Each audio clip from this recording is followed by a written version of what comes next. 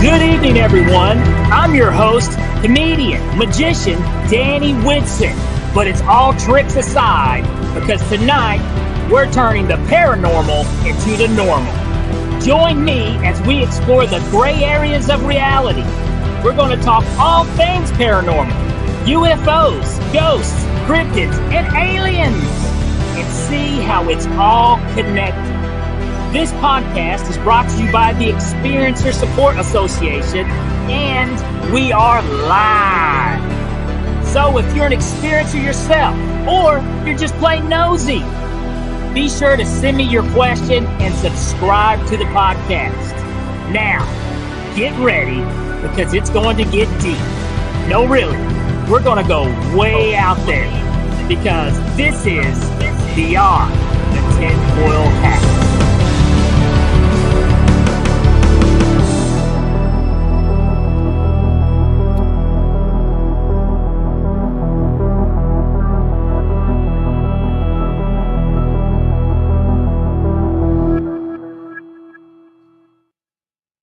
What's happening, paranormal junkies? Welcome to Beyond the Tinfoil Hat, and I'm your host, comedian magician Danny Whitson. Guys, we are broadcasting live from the United Public Radio Network, the UFO Paranormal Radio Network, 105.3 FM on the Gulf Coast and 107.7 New Orleans. Guys, thank you so much for tuning in this evening. We got a fantastic guest. Yes, something that actually I don't think we've ever really had on this show. Not yet. Something I'm very interested in learning about, and hopefully you guys will be too. So get your questions ready, okay? Because today, let's get a big welcome for energy healer, author, and guide to personal transformation, Fran Bailey. Thank you. That's such an introduction. I love that beginning. That is so fantastic. Thank you, Danny. Well, I tell you what, Fran, excited to have you on here. I'm very interested in learning more about what you do. But before we do that, do you care to let our audience know just a little more about Fran? Okay. Well, I grew up in a metaphysical home, which means I grew up as a Christian Scientist. So I learned the positive way of thinking and healing, and we didn't go to doctors a lot. And so it was really up to us to understand our relationship with the higher spirit. And, you know, this mind over matter was very, very big as I grew up. And I was also, grew up with music and dance. And I was a dancer, my first career as a dancer, and went on to teach dance and perform and choreograph. And eventually, I was teaching at a Montessori school, and one of the parents said, "I think you can see energy." And I said, "What's that?" And he said, "Well, you need to start training." So evidently I'd been doing energy work as I was teaching all the time, because I could see it and sort of understand the energy, how it would move. And that was the interest with me, because dance, you're doing music, you're doing choreography, you're doing sensing your body, you understand the physical, athleticism, but at the same time you have to be kind of out there in order to understand, you know, the direction. And so I was doing it all along, and I trained with Rosenbrier out of California, famous, really good healer, very psychic and she medical intuitive.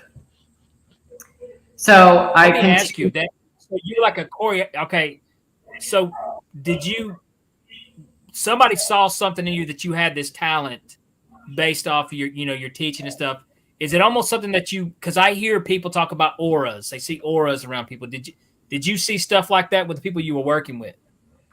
I did, or I would see injuries, or I would see, just a shift of a balance, or I would see, it's hard to explain because, this gentleman was a MD from South Africa, also an alternative doctor, and he was opening up an alternative center and wanted a lot of people to come and work with him. So he trained with a lot of other healers all over the world. And so he could see.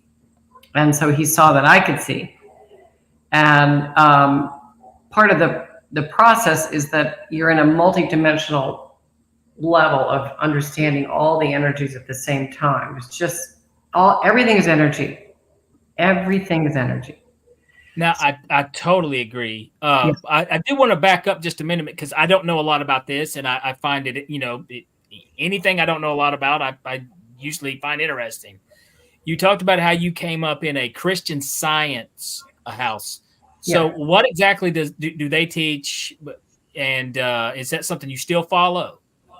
I follow the philosophy.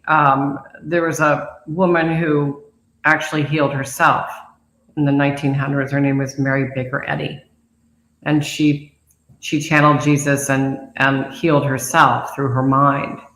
And she wrote a book called Science and Health: Key to the Scriptures, and it's an analogy of the Bible, but her words are so eloquent, and they're also, how do I say, palpable. So when she writes, you can really feel what she's trying to explain, and the idea that with energy we can heal, and with ourselves, if we understand that we can heal through love.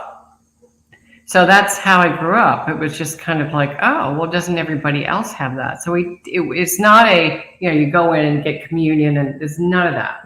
It's just very, very simple. And it just has carried through my whole life. And my kids, and, we're not devout, but I went to camp, and at the age of 12, had a near-death experience there, and in a canoe. And that sort of bumped up my spiritual advancement. I think that was a very interesting experience.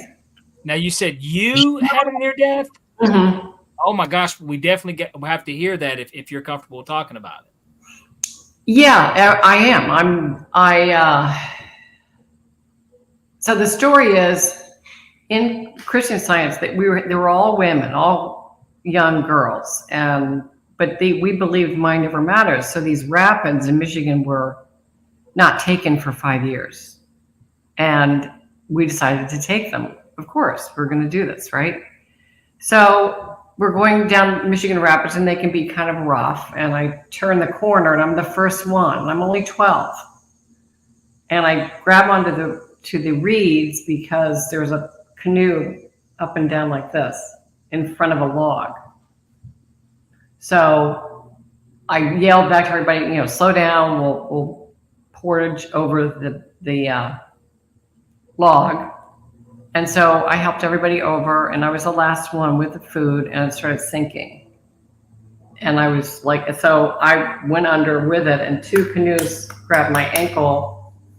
And so I went under, and I was looking up, and then in a flash, I went through the tunnel and saw people and recognized the energy and went to the light, and it was beautiful. And then they said, "You're not ready." So I kind of went back into my body, and I knew something had really, really shifted, and I couldn't explain it. I just know that something in that moment triggered, what do I say, maybe past life of a healer many, many times in my past life. So it's just like this, everything sort of worked together where I would understand what healing was. So you think that was probably the beginning to where you became much more sensitive? Yes. I was sensitive before, but this sort of kind of catapulted the idea that we can heal ourselves even more. So, and you were 12 years old when this happened? Yeah. Now, because something I always wonder, especially with near death, or some people call it, I guess, death experiences, because they actually did die. Mm-hmm. So you said you had the light thing, you're not ready. Did you see or hear a voice, or did you recognize who was speaking to you, or? It was a familiar voice, but I didn't know who. It was just a command saying, "You're not ready. You have more to do." And that was the message. You have more to do. So with that concept and idea, it was like, oh, I'm here for a reason and a purpose. And so through these years of experiencing, performing and becoming a healer and all these other exciting things that stepped into my life, now I know why. So, and then after that, you said you got into teaching dance. Yes. And I guess apparently you saw something in people that they didn't see, So it was a teacher that told you had this talent and something that you should start doing. He was a doctor, and I was teaching his children, and I would have the parents come and take the class with them because, movement is an expression, and I wanted them to understand the artistic thing that kids can do. And anyway, so I started training with his trainer, and she came to Cincinnati and went, oh no, they found me. She was so incredible. And I just sat next to her and went, oh my God, I know you. I know everything about you. I understand what this is. If I'm not going to dance with my feet, I'm going to dance with my hands. I'm going to move energy. I'm going to understand and increase my skill so that I can share this gift. And then the gift became even more. So I worked there for 12 years, and then I went out on my own, started doing very deep meditation, channeled the word SHEVA, SHEVA, Seeking Harmony and Energy, Voice in Action, 2002. And that was the method. That's what I was here to do. So, okay, did this guy, I remember you mentioned how you were taught under someone. Rosalind? Yeah. Okay. So he taught you, how to do this. How to run energy on a body. So she's a medical intuitive. So I trained with her. So the interesting thing about being a healer is that you understand it intuitively, and then you learn skill, and then you bring that skill. Well, what exactly? Okay, for someone, people just tuning in, checking out, what is an energy healer? Okay. What exactly? So an energy healer will align the body. So he's laying on the bed or she's laying on the bed. An energy healer will align the body through the chakra system. And once you align the body, then you see where the illness is, or you see where the injury is. The first thing an energy healer does is align and put their hands right where the injury is, so that you're running energy through the body. Whether it's cancer, you run energy around the cancer cell and kill the cancer cells in the body. So there are all kinds of ways you can do that. I've had many people come just by themselves, or I work with another doctor doing acupuncture, and we'll work together. So the impact is very strong, because this thing that we have is incredibly, it's just the natural work of this body is amazing. If you tap into the energy of our bodies and hold the thought and the energy of, okay, well, there's some sort of mishap here and it's temporary. So let's just play with that energy and see if we can let it flow and go out the body. Many times I've had that experience where the injury's gone, it just leaves the body. Now, how do you, we've all heard of stuff like the placebo effect, which I've always found just mind-blowing, because there's times where people actually are healed just by having basically they're taking something that's just a sugar pill that they think is actually doing something for the body, but it's basically in the mind of the way they're, the positive outlook of what's happening and their body's healing itself. Is there anything connected with what you do and maybe what's going on with these people?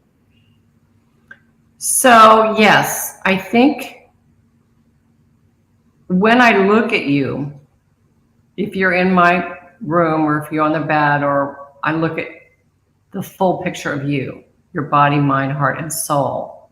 So my attention is for the full gamut of your body. And so there isn't this distortion of I'm right, you're wrong, we blend so that this miracle can happen.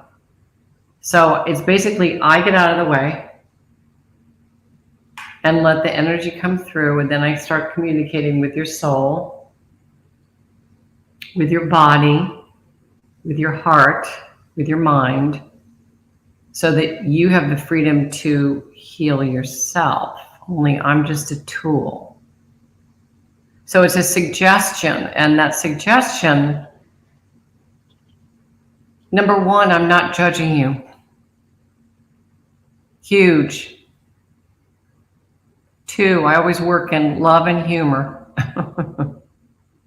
Humor's good. Yeah. You know, three, you know, let's get rid of this, shall we? Are you ready to let go? Let's do this. If you're not, you're not. I'm not going to push you.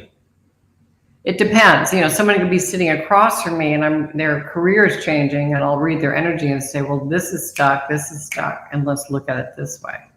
I move very, very quickly, very fast. So what are some things that you have identified with people who you've worked with, if you don't care to share? Well, let's see. So I worked with this chiropractor, and really intuitive guy, but he kept getting stuck. He kept getting stuck and not move in relationships, and it was the same pattern. So if you have a pattern of thought, that is an energy loop. So you're attached to that loop. And he came here, and I said, you are attached to that loop. And around that loop is a lot of anger.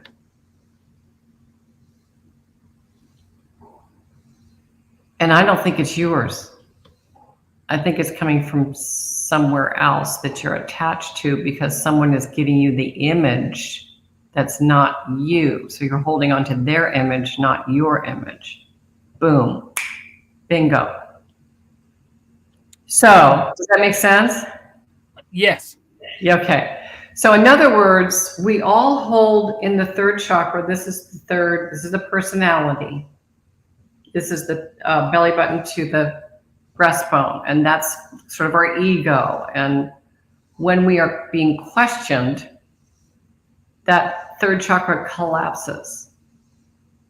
And when that's where the flow isn't going. So what I did is just open it up and allowed him to see his own beauty.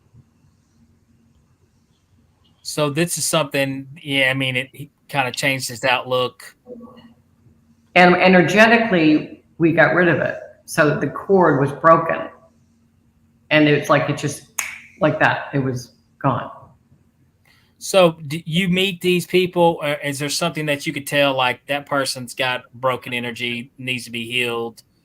I mean, is that something easy for you to identify? Yes, you know, if they're willing, but I will not come forward. I will not, if I do not have permission. It's very important you don't impose your energy on anyone.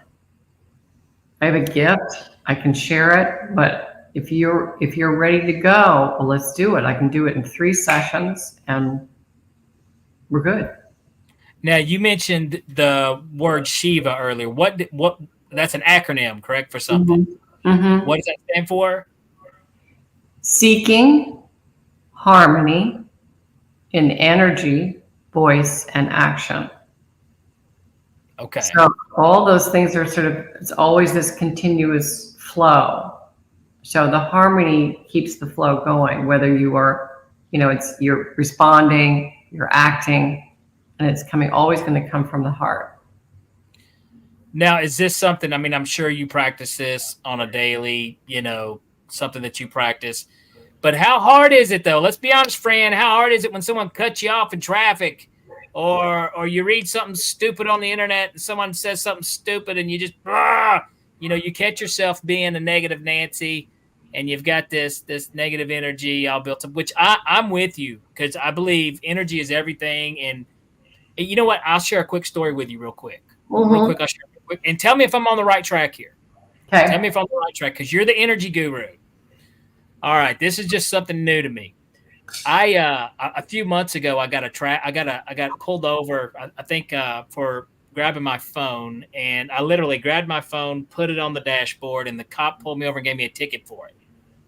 And he even had the nerve to walk up and say, "Mr. Whitson, you have a clean driving record, but I'm going to go ahead and write you a citation." I was like, "Well, thanks, bud." Well, anyways, I took the ticket, went on with my day, and I thought, man, that was kind of a jerk move. And I could sit here and talk bad about cops and this and that. And not all cops are the same. You've got good cops, you got bad cops, just like any other occupation. But if I bash this guy and throw it out in the ether, out in the atmosphere, I'm putting negative energy out there that negative energy could affect a good cop one day, someone's attitude. So the way I say it, instead of putting that energy out there, maybe sympathize with the guy a little bit and just write it off and move on. It was just a stupid ticket. You paid it. It's done.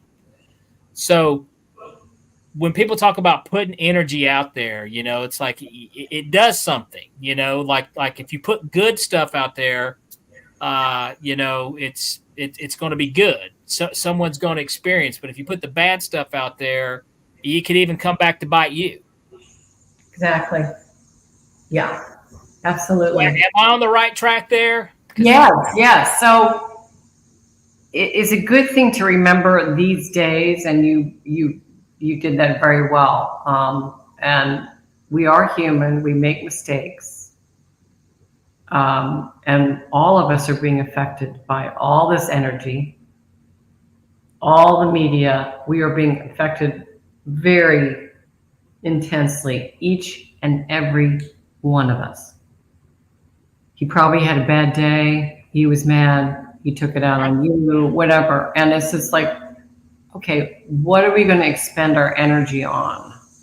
We have a choice. And especially now, we have a choice to understand what's going to work for us at every minute or what isn't. And so that you're defining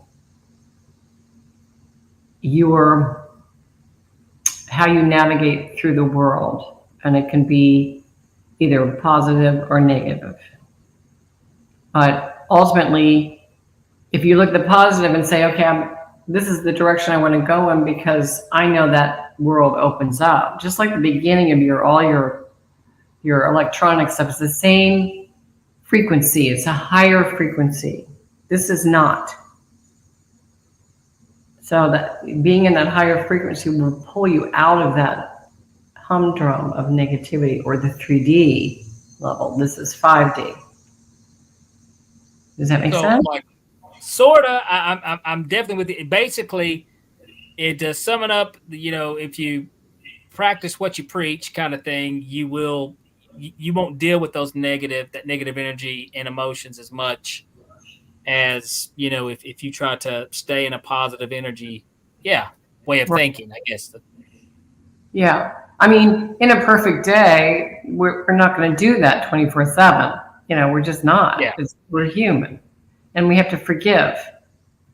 That's the biggest. That is the biggest, is the forgiveness part, and most of us don't tend to. I think ego gets in the way, and which all that is just an illusion. It's not, most of the ego is not real, in my opinion. So it's just, but I find it's a challenge. It's something that I try to work on. I do try to work on putting more positive energy out. It always feels better too when you do that. You feel better yourself when you do that. Mm-hmm. So, and I think, the negativity and, that negative energy is attached to illness and a lot of other things so I'm definitely on board with you, kind of what you're doing. I think it's great. And you said you've really helped a lot of people with this, correct? Yes. The method, the SHEVA method, is because I was a dancer. I studied the body for years, obviously. So the SHEVA method is body work. So I teach you how to run energy on your body. And it's a 25-minute workout where, it aligns my body. I can really understand where my body is, because this is the one that gets affected, this thing that we're in, no matter what. And then there's a deep meditation, which is always about the chakra system. The movement is about the chakra system. The chakra system is our psychic centers, 1 through 7. And they're kind of like everything as a chakra system. It's just like the vertebra. So if something's out of line, like if your 4th chakra at the heart is you're hurt or your heart is broken, the body's going to be affected. And you might have illness. Or if you look at the heart and say, okay, we're going to mend the heart, that's the origin of where it came from. Then we heal that and start loving ourselves. Then the flow will start. So there's the body work, the meditation, and then this is an interesting thing. It's called the Enneagram, which is a study of personalities. And that was designed by a man, Russian, from Russia in the 1900s. And he studied movement of all the countries. Interesting. He realized that we are all the same, but we tend to move a certain way. We tend to navigate through the heart, through the mind, or through the body. And there are 3 personalities in each type.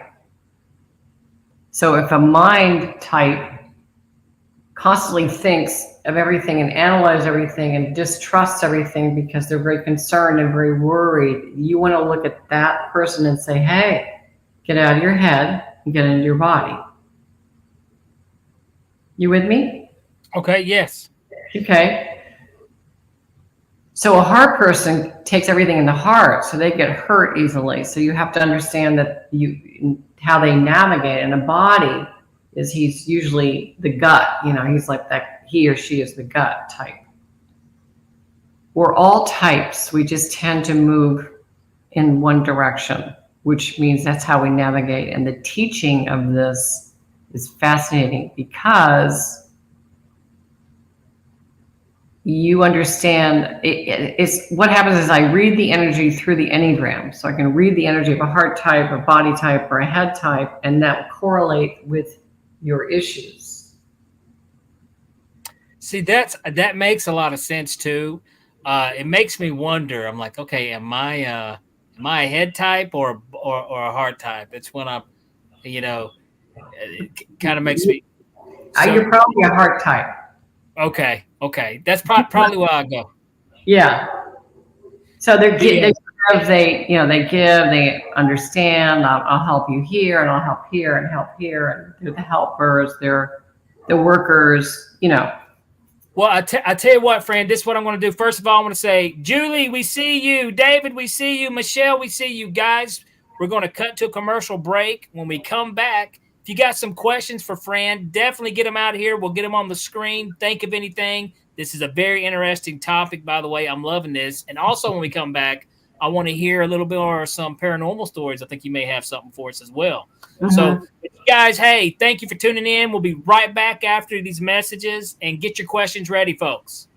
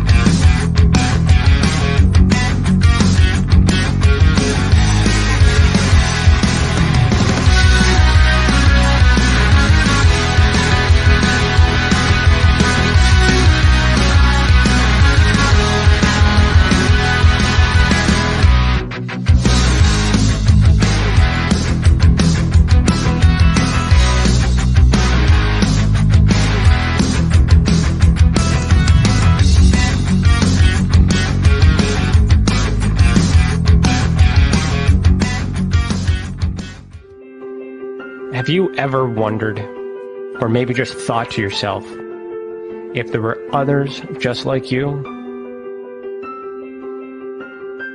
You know, people with extraordinary abilities, psychogenic advancement, and perhaps unique intuitions. Maybe you just wondered if there were other people who experienced unimaginable, unexplained, or even unusual and paranormal events. Are there people who have more questions, more fears than answers? Well, you're not alone. You've never been alone. We believe you. Sign up for EA today.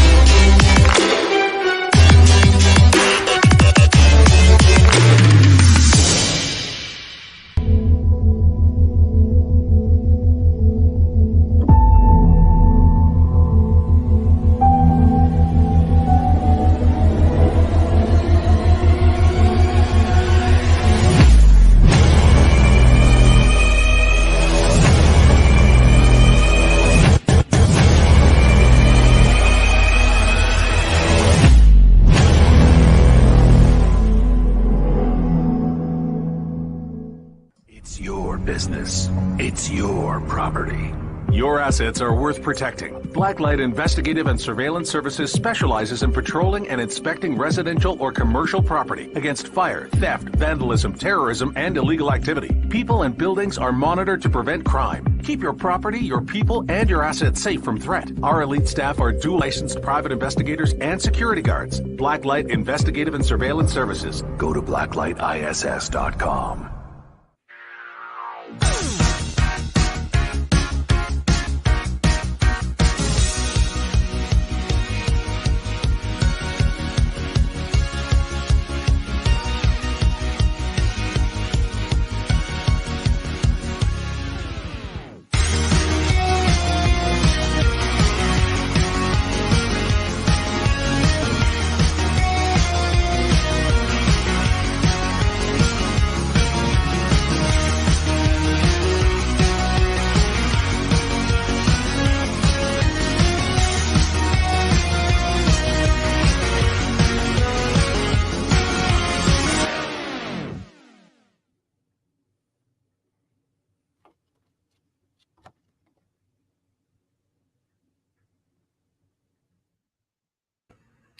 All right, guys, we are back. And if you're just now tuning in, we've been talking with energy healer Fran Bailey. Okay, Fran, I tell you what, we were on some really interesting stuff about the 3 different types. Yeah. Now, how easy is this for you to identify when you meet somebody? Well, usually they do so I'm a facilitator, so that offer that on my website. But usually take a test to see what type of personality you are or what you think you are, and then we discuss it, after the questions. But you can do it online or, but it's so if, for instance, yes, it is kind of like, I'll give you an example. So the body type, so it's a circle. And you can see it on my website. There's 8, 9, and 1, which is the body type. Then you have 2, 3, 4, which is the heart type. Then you have 5, 6, and 7, which is the head type. Okay? And then they cross over, and so they do the tri-type. And so you share all types, body, heart, and mind, but you tend to move towards 1. So an 8 is a very big energy, and they're kind of aggressive, but they demand the room. They're big energy. You just wow. I know an 8 like that. And then, of course, I know the head types pretty well and the heart types, because it depends on how they respond to a question. And that's sort of the way I would know. Or I can read it energetically pretty quickly. So it depends on the person.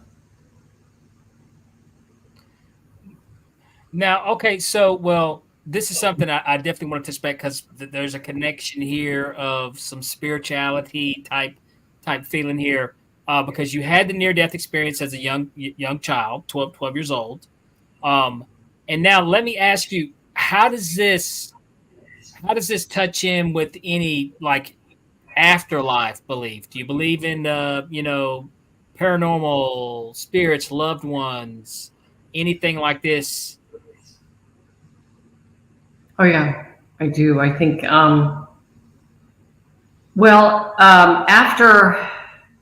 after the incident with the drowning or almost drowning, near-death experience, I had a paranormal sort of UFO experience, very close to that. And I'm in one of my cases. This case is in one of the books that, I don't know if you know her name, PMH Water. You probably don't know. Do you know her? I don't know that there's something familiar there. Yeah, she's releasing a book. And anyway, so what happened was that I saw lights. Lights came in front of our house. So this was after. Was this shortly after your experience? Shortly after your near-death experience? Yeah, like 3 months. Okay. Wow. Yeah. So anyway, we saw the lights and the doors open. These little people were running around and, thinking, okay, so I'm telepathically communicating with them. And they say, oh, we want to take your parents. I said, no. You want to take your sister? No. They didn't mention my other sister, but my other sister remembers the lights. So I said, you take me. They took me out of the front door, up the steps, put me on in this room. Somebody was very tall, and they put me on I wasn't scared. This happened very, very quickly. They took something out of my left ovary, and I think they gave me something. I think they gave me the speed to heal. What did they look like? Do you remember? The eyes and the. So it was the grays that most people describe. That's something that's common too. Like, I've heard a lot of stories where people have had near-death experiences and then later on had a UFO paranormal type experience. Mm-hmm. Mm-hmm. It's the kind of thing that, of course, when I came back into the room, I don't remember. I was kind of off the bed, and I didn't remember till I started doing really deep meditation and channeling and figuring out why do I have this, and what do I do with this, and where do I go with it, and I'm here to help. So anyway. So that was just kind of, but that happened, shortly after the near death. You had this experience, and what was it? Almost immediately that you started noticing, like I said, your talents. I'm 12, so I'm You're just a kid. I'm a kid. But later on, so in San Francisco at 19, I went to San Francisco. I left school and I needed to get out of Ohio. So I went to San Francisco and, had 3 jobs and studied dance with a wonderful woman out there. And, but a lot of that stuff was starting to come to me then at 19. They started rushing in again, and I just couldn't handle it. Just trying to, it was too much. And then, in my 20s, they started again, and then I was having dreams. I was having things come true. I was having this ability, and of course, when I started becoming an energy healer, that was it. All that stuff started for me. Okay, I was 12 years old the first I guess real paranormal experience I had, and I remember being a kid. You experience what's going on, but then later on you go on with life. Right. You do teenager stuff. You know, and it's not something that you dwell on and think about a whole lot until you get a little older, and you come back and you start trying to there's that part in your life where you start trying to put some pieces together about what you've been through. Right. Was that kind of similar for you? I mean, now granted, you came out of a home that was probably a little more open-minded than what I did, but was this, by the way, was it something you shared with your parents when you had this experience?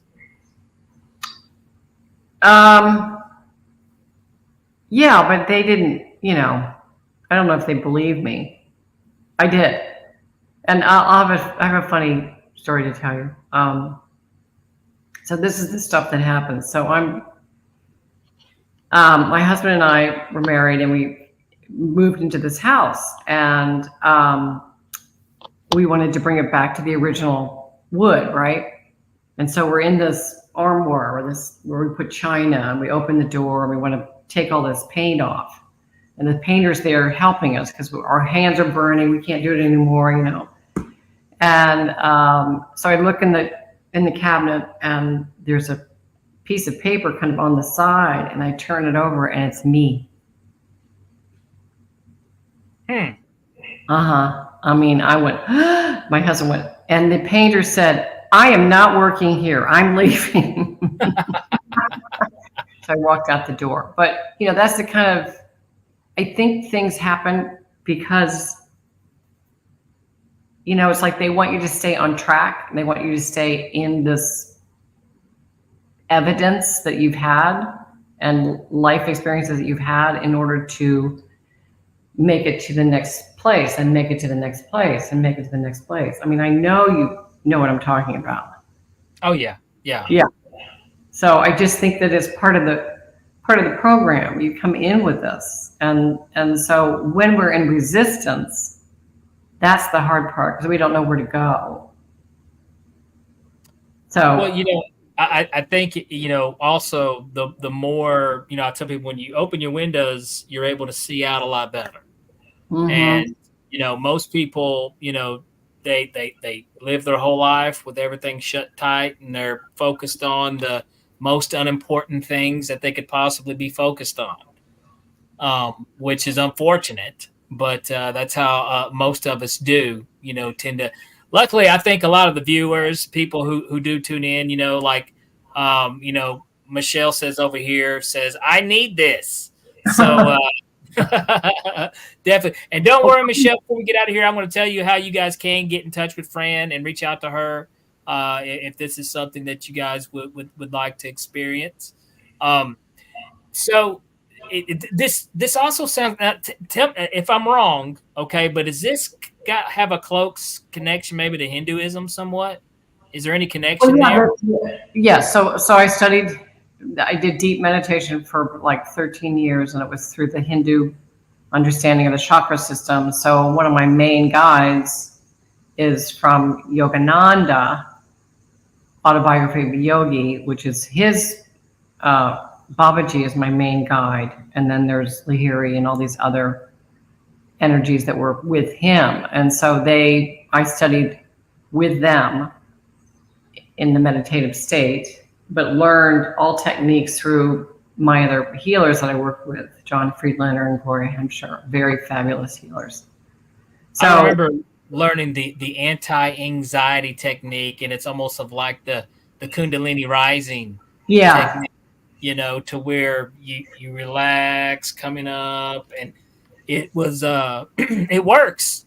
Yeah. And people still use it to this day. Yeah. It really works. It really does work. So now I wish I could meditate more. I really wish I could. One thing I did, this was probably maybe 5 or 6 years ago. It's capable, and now I know this. It's capable, but it's capable. You could have a psychedelic trip, but just by meditating, without taking any outside substance. And I didn't really believe that until it actually happened to me. I was meditating one time, and I'd been practicing on this. This was probably about 5 years ago. And I literally started to have an out-of-body experience. Now, this is the thing, though, Fran. When it started happening, it scared the living daylights out of me because I felt my consciousness almost like it's drifting away, and I have no control where it's going. It's like I can't control where I'm going, so it scared me. Mm-hmm. And I immediately reached back to like my safety and snapped out of it. But that feeling alone was enough to like, whoa, you know what I mean? That was just wild. And I've always kind of entertained the fact about maybe trying that again because where was I going? Well, in this work, and I don't like, I mean, I can go out of my body, but in this work, you have to stay grounded. So you create a grounding core because you want to track where you're going. You don't want to leave your body. You want to stay in your body and track where you're going, because then you can track what's happening with your body. Then you can manifest what is out there and bring it into current time. Okay. So I have a free meditation on my franbaileyhealer.com, and it's at the bottom, and you can download that.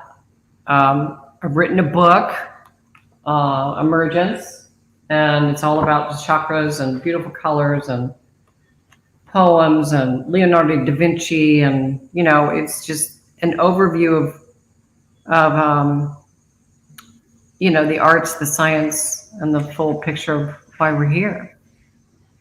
This is something else I thought of. Is this something that you would recommend maybe for someone who's maybe trying to overcome like an addiction? Mm-hmm. Absolutely. Have you worked with any people in the past that maybe had some addictions? Yes, I have. I've been pretty successful. And that's karma. So I just am finishing, I'm actually offering a karmic, SHEVA karmic clearing, and it's at a discount at the end of August, and it's really cool because it's fast, it's efficient. You actually put in the circle, karma is an energy stuck. It's like old, right now we have to get rid of karma because we have to move forward into this new place. So I put the karma on the, and inside the circle, whatever you choose, as a person, addiction, whatever it is, politics, you know, I won't go into all the details, but you ask to clear the karma, you get a tool to put all that energy on, and you shoot it out of your body and your aura. Now, you mentioned the word karma, which is so used in vocabulary these days. Now, I, from what I learned a little bit about karma, it seems like it's misinterpreted a lot of times. You know, like, you know, oh, it'll come back and get you. It's coming back because you did this. That's not necessarily what karma is, correct? Yeah. So let's say you have a repeated pattern with relationships or an addiction or whatever. If you don't clear the karma in this lifetime or the lifetime that you're in, you'll come back and repeat it. So part of clearing karma is clearing whatever it is you need to clear in order to move to the next life. So it's about the individual. It's not about individual. Yeah, it's about the individual moving up into, you know, a higher level for a soul, closer to the soul, and moving out of the 3D or the trauma of being human. Absolutely. Not living the same, not repeating the same mistake twice, over and over and over. Yeah. So I'm getting a message. I'm going to read this to you. Okay. This is from the book. This is the heart chakra. And this is Kuan Yin, who is the female Buddha, and Jesus and Babaji in this picture. Okay. Love, being at the altar of truth, provides an instinctual understanding of what is without question. You can now ground, create, and be present in love as you continue the process of creating what you want in harmony. Nice. I totally dig it. Yeah. So it's about being, so you can actually feel. So, and this is straight out of the pages of your book. Yeah, my book. Mm-hmm. Put it back up here real quick, and it is Emergence. Yeah, it's on my website. And Okay. I'm actually selling them here in my house. I mean, I can write a note, a personal note to you. So okay. Awesome. So, well, I tell you what, I've loved talking about this stuff. This is highly interesting to me, especially, I mean, with everything kind of that you've went through to get here, I mean, the near death, the UFO experience, and then it's interesting how you kind of traveled down that road of choreography and stuff, teaching. So it's like you were born, this was meant for you, I'm old. I'm older soul. So it's like, yeah. Well, okay. I mean, but hey, I think, everybody has a purpose, and your purpose is energy healing. So what is there any social platforms other than the website, anything people make? Are you on Facebook, Instagram, any of that crazy world? Instagram, YouTube. I have a lot of interviews there. So would they just search Fran Bailey? Would that how they'd find you there? Yeah, franbailey.healer.com. Franbaileyhealer.com. Yeah, or the SHEVA Method is on Facebook. Okay. So I post a lot of stuff there. And then LinkedIn, which is Fran Bailey. So, but if somebody wanted to make an appointment with you to have a private session or something, it would go through the website. And just, and if you have any questions, you can just question me first, or or sign up or just email me, say, hey, I'm not sure about this, what do you think I should do? And usually I'll have like a 15-minute consult through the phone just to figure out where you need to be. And that's really nice, because then you do like a little consultation up front. Okay. With no charge, and you can just email me and we'll do it by phone. Awesome. And the book is available on the website. Yes, as well. Mm-hmm. Now, are you looking right now? Do you have anything scheduled? Maybe do you do any public stuff? Anything right now, or is that something maybe in the future you may be doing, like talks about the book and stuff? Or yeah, I usually do. I just finished a free meditation on Sundays. I do it like every quarter. I'm doing summits. I have a summit next Saturday. So if people are in your area, definitely, like I said, you have that information on the website too. You'll post stuff like that as well. If someone wanted to maybe catch Fran live or something, that sounds great. That sounds, you know what? This has been, like I said, a very interesting episode here of Beyond the Tinfoil Hat. Like I said, I don't think we've had an energy healer on here before. Actually, I know we haven't. And this is something new to me, and it's something very interesting to me. And like I said, I'm a firm believer in, trying to put positive energy out there, because it, does reflect physically, Yes, it does. Yeah. It definitely comes back. Well, Fran, like I said, this has been a pleasure talking to you. We've got, we had the comments. People have really enjoyed this, and, like I said, I'm sure some people will be reaching out to you, maybe to talk with you a little more about this. Yeah, feel free. I'm here. All right, Fran, thank you so much for coming on the Beyond the Tinfoil Hat. You have been amazing. Thank you. Thank you so much, Danny. All right, guys. Thank you so much for tuning into this episode. Like I said, we got Julie, David, Michelle. And if I'm missing somebody, I'm sorry if I am, but that's who I just see right over in the corner. Thank you guys so much for tuning in and watching Beyond the Tinfoil Hat. This has been a fun episode. If you guys have not done so, okay, the quick reminder, that's right. Head over to Patreon, show us some love and heed the world. Make a small little donation, get access to some super cool articles at experiencersupport.org. Also, if you're a first-time viewer or listener to this podcast and you've got experience you would like to talk about, but maybe you're a little worried about, okay, of being judged, all right? Well, don't worry. You can reach out to Ryan Stacy at experiencersupport.org. Go over your situation, tell him all about your story, and he will break it down and help you the best way he can. If you guys have not done so yet, be sure to like and subscribe to Beyond the Tinfoil Hat, okay? Wherever you listen to podcasts, we are there. And let your friends know, all right? If anybody has any slightly interest in the paranormal, let them know. Tell them about the podcast. We have some really interesting guests coming on here, and this is a safe place. So we can all keep the normal paranormal here, all right? So this is a safe place.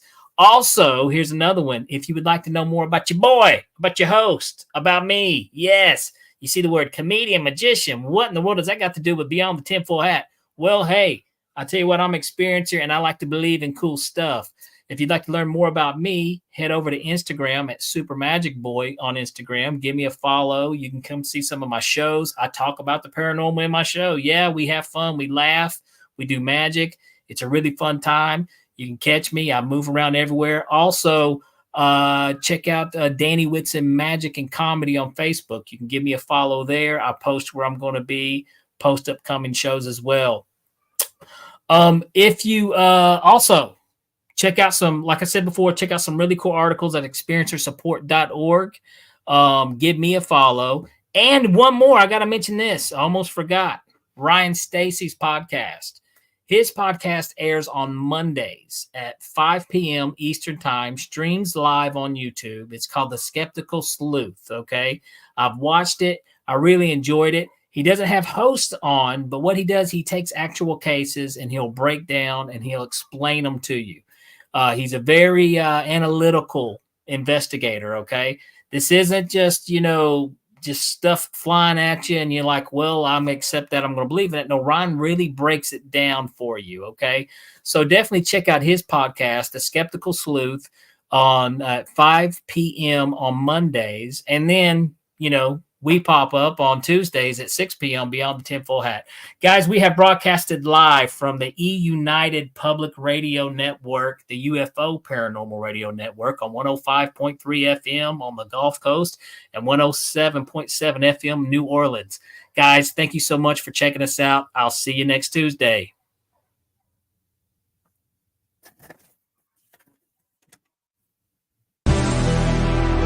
All right, that does it for this episode of Beyond the Tinfoil Hat. A big shout out for tonight's awesome guest, and a bigger shout out for everyone who tuned in. And if you haven't done so yet, be sure to subscribe to us on YouTube or wherever it is you listen to your podcasts. And like always, be sure to stay curious, heed the world, and keep the paranormal normal. I'm your host, Danny Whitson, and this has been Beyond the Tinfoil Hat.